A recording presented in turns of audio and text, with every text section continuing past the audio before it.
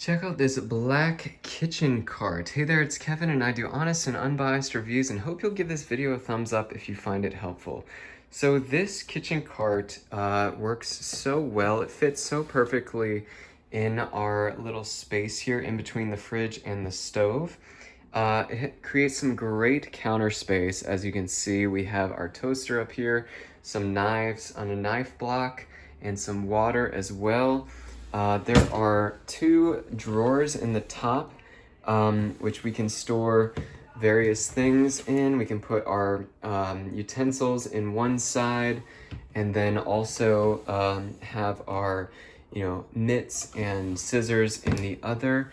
Now this pops open and there is more storage underneath so that you can have other things in here as well. We have some cling wrap, some aluminum foil. We also have other things up top, and you can actually move these shelves so that we can have a smaller shelf or even a bigger shelf if need be. But overall, this just is such an amazing cart.